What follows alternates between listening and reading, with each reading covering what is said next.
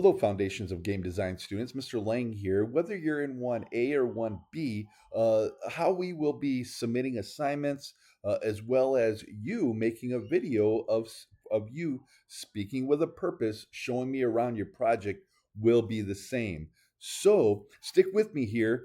Make sure you watch this video from the beginning to the end. It will be very important for our success in the class. So let's start with okay, you're done with a project, you have completed it all. I got a directory called My Foundation of Game Design. And let's just say, again, I have an example here of Unit 7. It's just an example. And you have all these files. Again, file management is going to be huge in game design, right? So you have all these files. But do you need to send all these files with you? No, you do not. As the directions say, you only need these three directories. So as you saw, I created another one called Unit 7 Activity 1, and then I just called it Prep. I'm preparing for it. So I went in, I grabbed the directories that I needed with a right click and copy, or however you want to do it, Control C, yada, yada. And I brought those directories over here, my assets, packages, and project settings. So now that I got my prep ready, that's the only ones that I need, I can right click on that directory and I can choose compress to and zip file. Now I'm in Microsoft Windows 11 and it is fairly easy for me to do that. So now if I blow this up, I have a zipped directory. This is the directory that I need to send to Mr. Lang, to me. All right, so very important. So now you've sent that directory to me. I can uncompress that by doing the same thing. Or I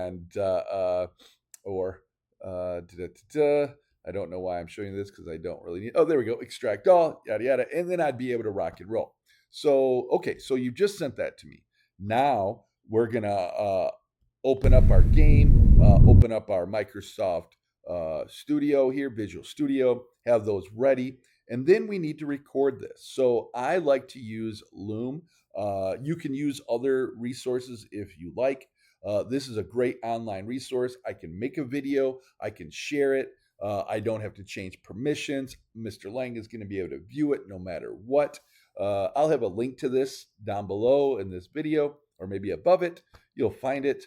All right. And you can make folders, as you can see, maybe one called Foundations of Game Design 1A or 1B, whatever. All right. But hey, let's go to a new video here and record a video. And the first time you use it, it may ask you, hey, can we have access to your camera, to your microphone?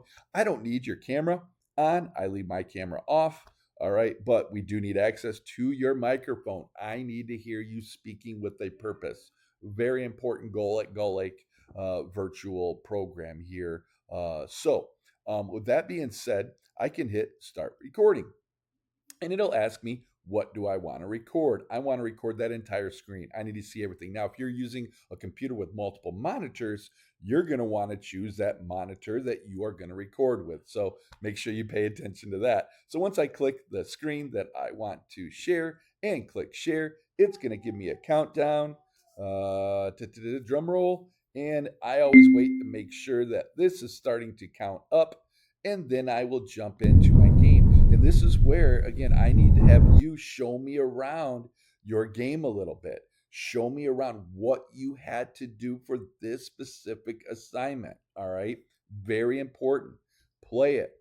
Again, and show me what you have done.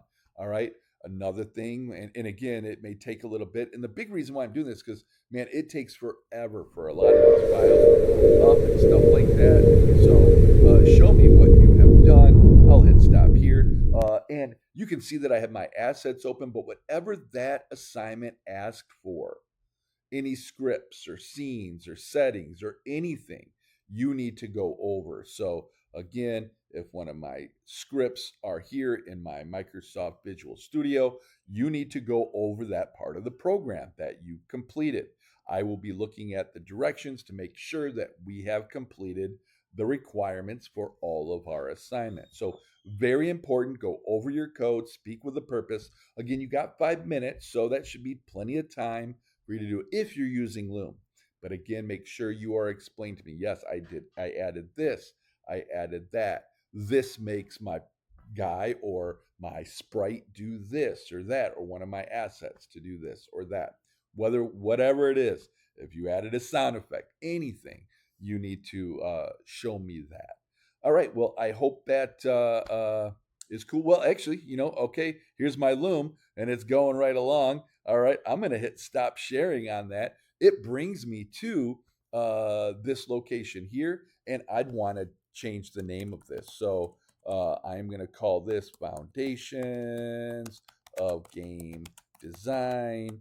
And I know that I had it as maybe Unit 7 activity, whatever it is called. This is going to be important for you to do this. All right.